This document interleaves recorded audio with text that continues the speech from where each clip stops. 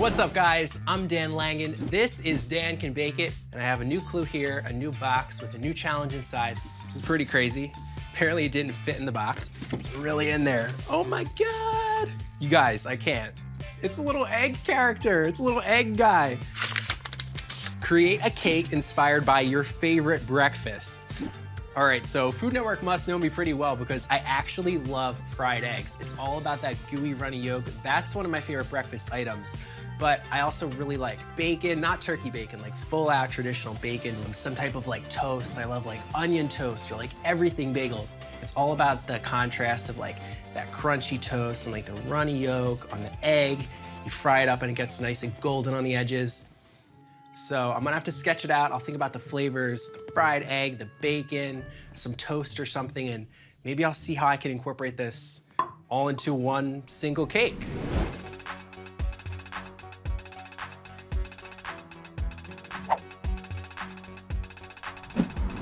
All right, guys, so I've sketched out my cake. I know that I'm making this gigantic breakfast sandwich cake, a fried egg, bacon, cheese, on an onion bagel. So what I did was bake off some 12-inch round cakes. I'm gonna use these, stack them up to make a bottom portion and a top portion of my bagel. So I always sculpt with butter cake that's cold. The butter firms up a little in the fridge and it makes it super easy to sculpt a cake. And I like to use a buttercream that's all butter because it sets up, gives you a nice firm foundation to work with. And that's super important whenever you're sculpting a cake. So I'll just spread this all the way to the edge. All right, so grab my second layer. So now I'm just gonna clean up these sides a little bit. So this cake right here is going to become 1/2 of my bagel. So I'll have kind of like a short 12-inch tier for the bottom, a short 12-inch tier for the top, and then I'll round off the sides and give it that nice bagel look. All right, so at this point what I like to do is just grab a little bit of plastic wrap and just use it to push those crumbs in. All right, so bagel half number 2. This is gonna be the top part of my bagel. I have a set of circle cutters here. I won't cut all the way through. I'll just make a little mark for myself. So this is gonna be like the signature hole in the center of this cake that makes this a bagel. You can't have a bagel without a hole. All right, so I have my bottom portion of cake. This is the bottom part of my bagel. And what I wanna do is just frost the top and the sides with ganache, just a thin layer. All right, so now that this is pretty much completely covered, I'm just gonna switch to a flexible plastic scraper here. All right, so my top bagel half, it's gonna take a little more work, a little more skill to get frosted nice and smooth. So this ganache, it's nice and firmed up. So what I'm gonna do to make the fondant stick to the ganache is just rub it in some vegetable shortening. Ivory colored fondant. So I'll give this a good knead. And I'm gonna roll this out just under 1/4 inch thick. Onto the rolling pin, I'll slide my cake over. And I'll just unroll it right on top. Just fondant on fondant, it buffs the fondant that's on the cake nice and smooth. So now I'm just gonna take my paring knife and I'll trim away this excess. While my ganached cakes are chilling in the fridge, I'm gonna get started on the fried egg portion of this cake. So what I'm gonna do is start with my yolk. So I have a 6-inch vanilla cake here, and really I'm just gonna carve it to kind of like round it out and give it this really like spherical yolk shape.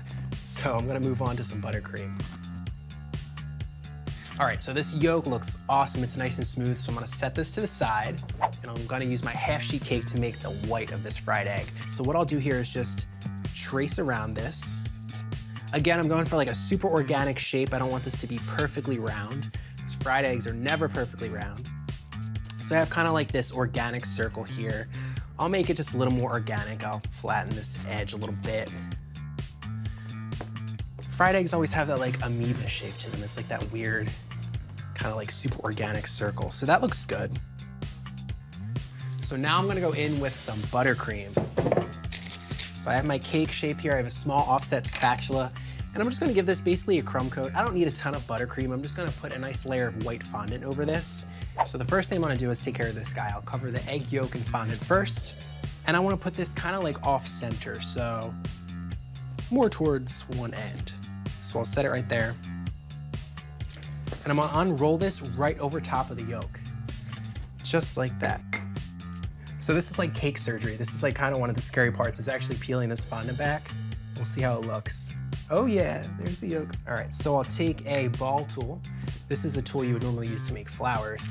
I'm actually gonna use it to give some shape here to the edge of the white. I know the edge of a fried egg is always like really crackly and really rough and super textured, so this is a great chance to bring some of those textures to life in this fondant.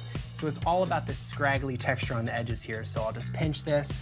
Whenever I'm making a food cake and I'm looking for like a toasty variation, I like to just go to cocoa powder. It's a really natural way to add color, so. Now for the really fun part, it's the kitchen torch. So I'm gonna brulee the edges of this, and all of the sugar in the fondant's gonna caramelize, it's gonna smoke a little bit and get all crackly. This is where this fried egg's really gonna come alive, so check this out.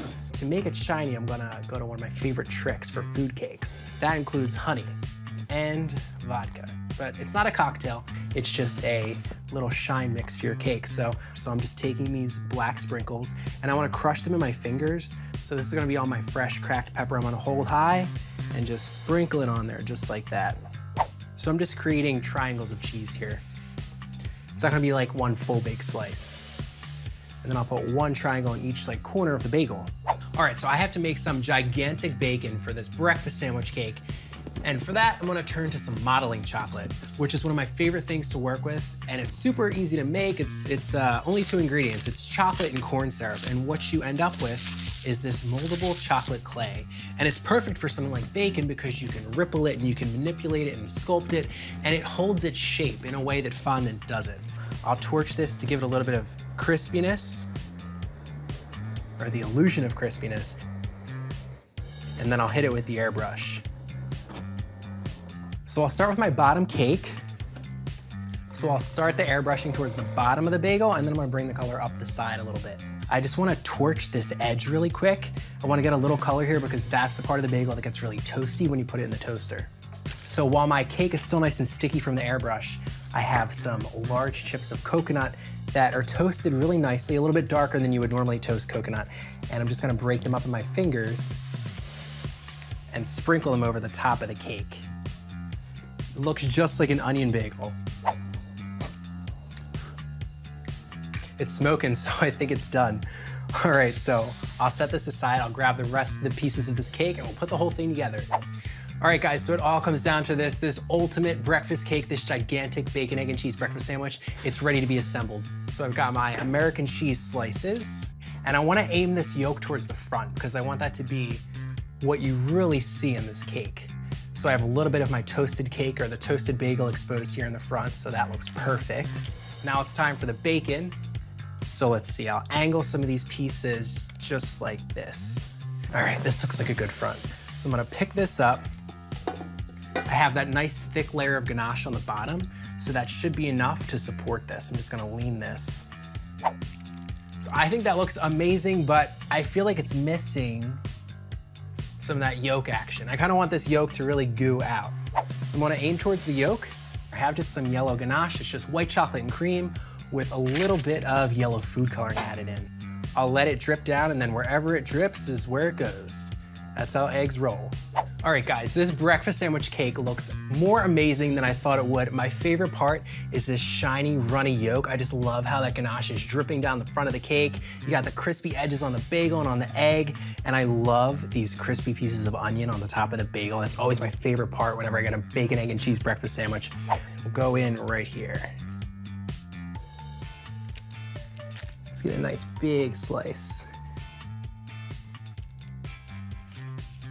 It's like the best parts of a breakfast sandwich. You got the egg, a little bit of cheese right here. We got some bacon. I'm going for some cake and some buttercream.